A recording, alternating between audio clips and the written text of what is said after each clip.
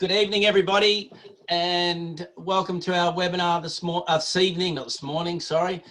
This evening, we've got Antunes Lawyers here who, for those of you who don't know who they are, they're lawyers that we recommend and we've been using ourselves for a long, long time now in relation to wills and powers of attorney and estate planning matters, etc., etc. So I've kindly got Margaret, Tim and Claire on from their office this evening. So I know a lot of people won't be coming on now live, but we will be watching this later at your leisure. So please feel free, if you come up with any questions or issues or anything later on, to contact either Margaret, Tim or Claire themselves or us, and we'll more than help in any way we can. But I will hand over to them and let them go for it. Good evening, everybody. Too often we come across clients who have overlooked the importance of estate planning and placed it at the bottom of their list of priorities. Tonight's presentation is on estate planning and the question as to whether or not is your estate protected. Estates can come in all different shapes and sizes, and our wills and estates team at Antunes Lawyers, which consists of myself, Margaret Antunes here on my right and Claire Scholber on my left, as well as two other members in our office, work closely with clients on simple and complex estates to navigate around the various estate planning options and devise a solution which meets both their personal but also their commercial needs. Throughout our professional careers, we all work extremely hard to create wealth, to provide for ourselves and to provide for our families, to ensure that they can have a better and brighter future filled with all opportunities, as the saying goes. But there is not enough emphasis on protecting the wealth that has been created during your lifetime. There is not enough emphasis on ensuring that the wealth created during one's lifetime is protected for their families and their direct lineal descendants. Wealth should be created and protected to benefit families and direct lineal descendants. And it should not end up, as the expression used in this office, in the hands of potentially a floozy or a gigolo, as we refer to as potential creditors in our office. So this presentation will take you through the various options and the full spectrum of estate planning considerations that one should explore, which includes considering the risks, the various will options, and what is and is not covered as an estate asset when one is considering looking at their estate, looking at their affairs, and undergoing what we all commonly refer to as the estate planning process. We all have different types of assets. Assets may be held in various entities, and in those various entities, those particular assets need their own plan. This presentation will cover a number of topics to help you understand what you need to consider, or what you should at least consider when going through this process of estate planning, and when you're considering what are the risks to my estates, what should I look out for, how should I better structure my own personal affairs to ensure that what I've worked ever so hard for during my lifetime and throughout my professional career will end up in the hands of those people who I intend on being the beneficiaries of my estate, whether my estate includes or is set up of assets which are held in my own personal name, whether my estate is comprised of assets which may be held in various corporate or trust entities, or whether my estate is mainly held in my superannuation fund. It's in this presentation that we'll be taking you through all of these relevant considerations so that you understand, or at least are better informed, as to what you should look out for to ensure that your estate is protected.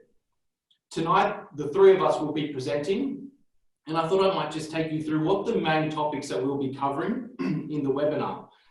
The first topic, which I'll be taking you through, are, we call them inter-vivos arrangements. Now, inter-vivos arrangements is a more legal word or phrase used to describe what is commonly referred to as your enduring power of attorney document, or a guardianship appointment document, or a medical treatment decision maker, as it's referred to in Victoria. And there are differences between Victoria and New South Wales. We are a New South Wales based firm. We are based in North Sydney, And we do work with clients of all different estate shapes and sizes, as I mentioned before, to assist clients understand these basic fundamental estate planning principles and instruments required to protect their estate. And those are those inter vivos arrangements.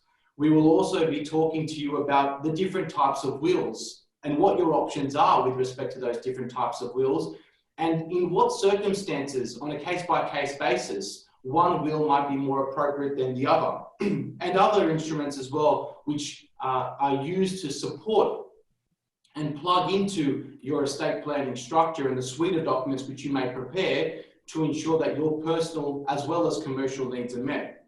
We'll also briefly be speaking to you about trust succession, superannuation succession, and therefore what that is talking about the different assets that may be owned by different entities and what needs to be done with respect to those entities to ensure that the plan set out in your will documents reflects what will happen to the assets held by possibly a discretionary trust or a family trust, as it's commonly referred to.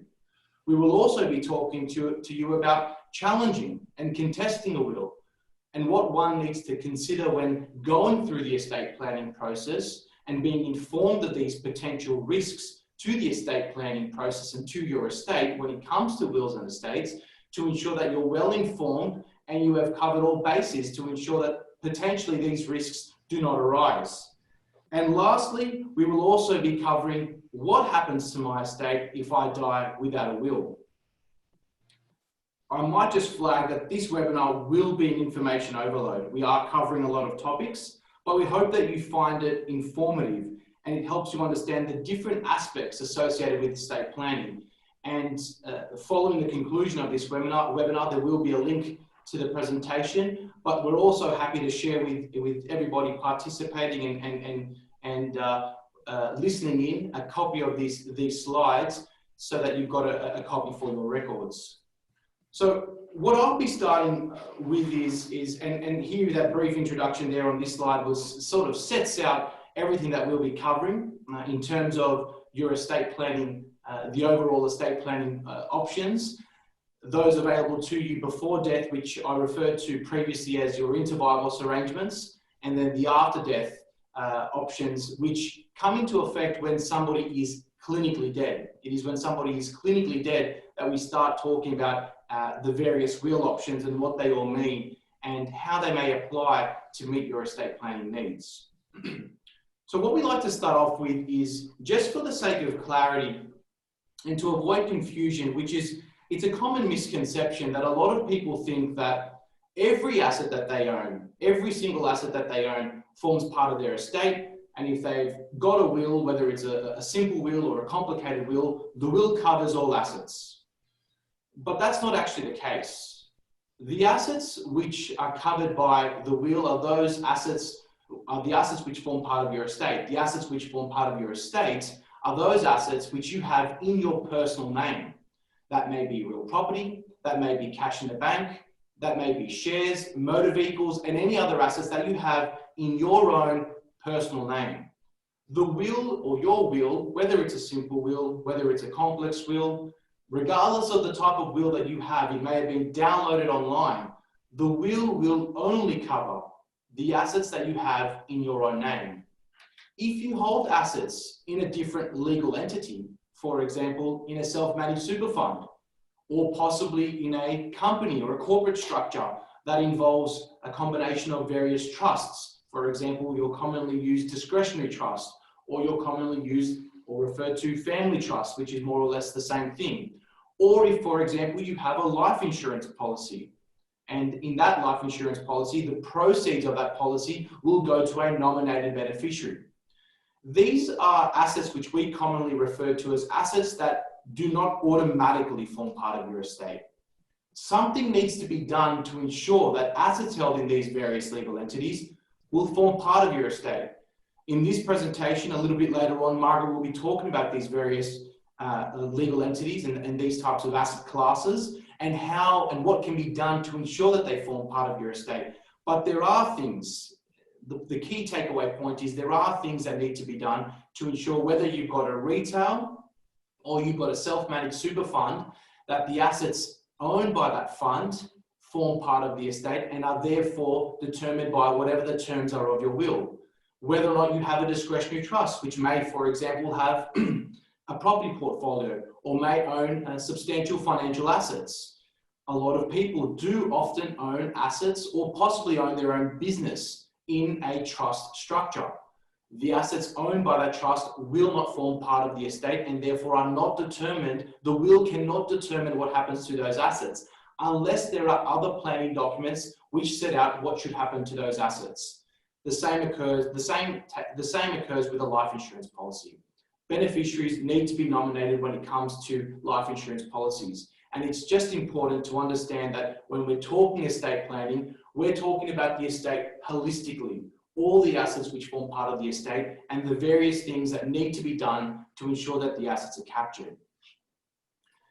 Now, I will be primarily talking about inter vivos arrangements. We've got two slides in front of us. The slide here that you're seeing now talks about these inter vivos arrangements that I referred to before and how they work here in New South Wales. The next slide that I'll be showing you sets out how they work in Victoria. They are very, very similar, the way in which the legislation deals with powers of attorneys or guardianship appointments, or how it's referred to in Victoria as a medical treatment decision maker. But more or less what happens is during one's lifetime, there is the ability to prepare an instrument which appoints, for example, an attorney. An attorney is a person or persons who can make financial or legal decisions on your behalf. And it basically is an instrument appointing that person or persons to operate and be effective either from the date of execution of the document or when one is incapacitated. The same applies with a guardianship appointment, except for the fact that if you can just think that your enduring power of attorney deals with financial and legal decisions, and your enduring guardianship appointment, or as it's referred to in Victoria as the medical treatment decision maker, deals with medical, health, and lifestyle decisions in the event of incapacity. It operates only when one is incapacitated. It does not operate when somebody has soundness of mind. So for example, a financial or legal decision could be buying or selling an asset on your behalf.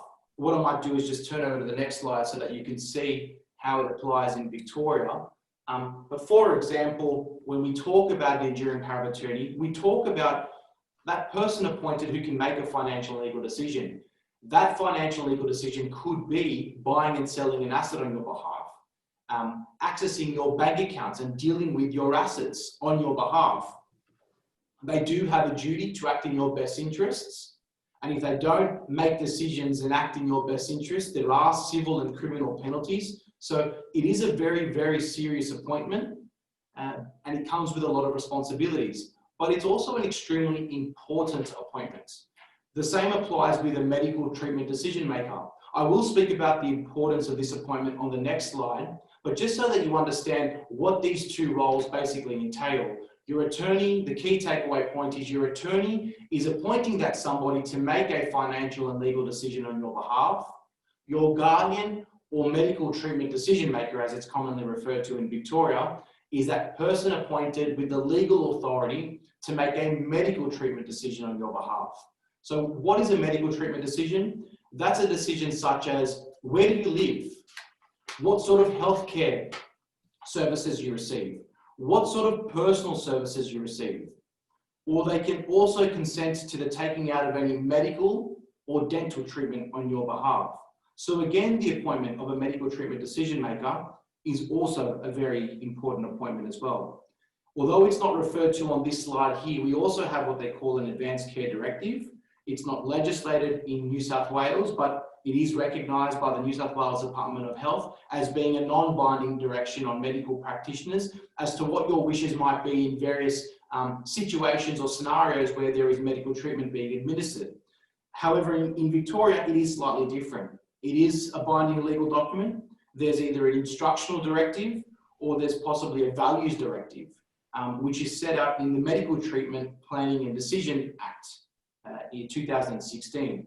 Under this document, in Victoria, it is recognised by a treating health practitioner that if you have an instructional directive, they are legally bound by that instructional directive to treat you in accordance with the directive contained in that document.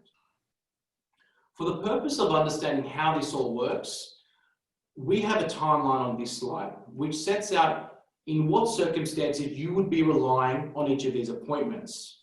I think it was correctly pointed out in Adrian's email, which promoted tonight's webinar, which set out that particularly when it comes to these documents, they need to be thought of as insurance policies because they truly come into effect and are used in circumstances where, if you have a look on this timeline, we illustrate it as the nuts line here in this office, or when somebody has lost their marbles, as we commonly say to our clients, but it's when somebody has become of unsound mind.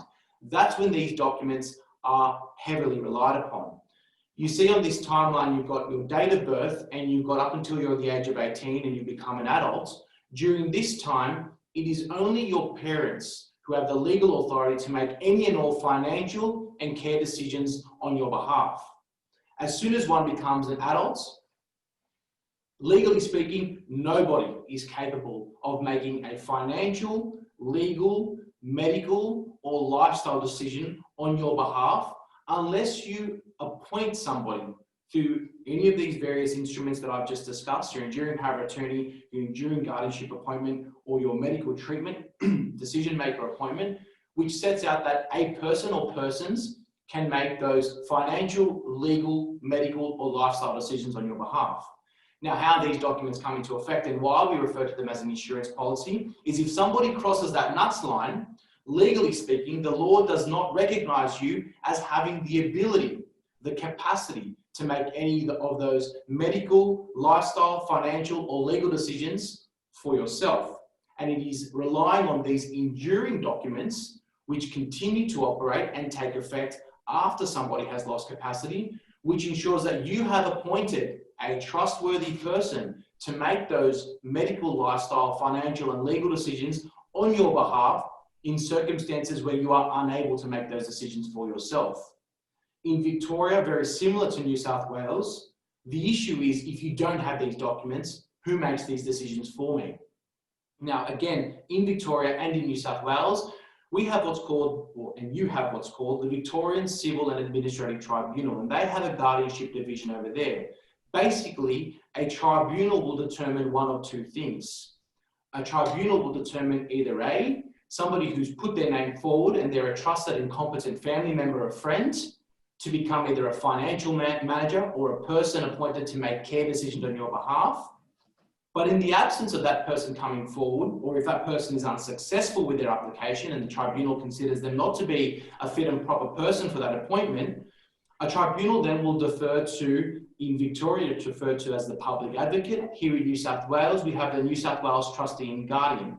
Basically, a government department appointed to make decisions on your behalf with respect to financial, legal, medical, and lifestyle, as you're considered to be a protected person in these circumstances. And all of a sudden, in that situation, your personal affairs are decided by that New South Wales trustee and guardian, or in Victoria, the public advocate. And this can make things quite difficult for family members, in particular in circumstances where there are potentially assets shared by spouses, shared bank accounts, because in situations where potentially a lot of us have, for example, a mortgage paid out of a joint bank account, if one co-account holder loses capacity and their financial affairs are now managed by an independent third party, that being potentially the Victorian public advocate, then in that situation the other co-account holder will need to liaise and deal with the public advocate with respect to any payments being made from that account,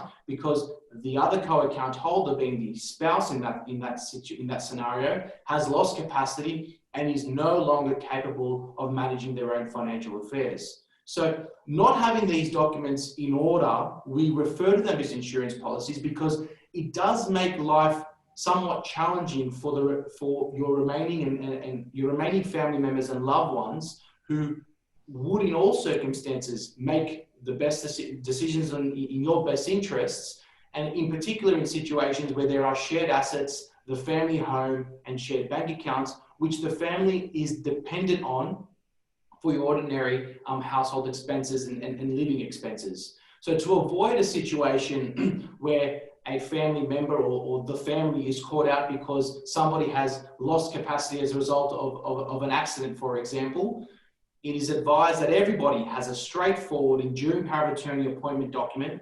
And generally speaking, they are set out in this particular way, where most people appoint their husband or wife. They then decide to appoint their children when they all reach a particular age. And until such time the children reach that age, usually it's a parent, sibling, or a close friend. I mean, what we tell all of our clients when we have these discussions is these documents are really, although they're somewhat the most, let's call them straightforward estate planning documents, they're actually possibly the most important estate planning documents.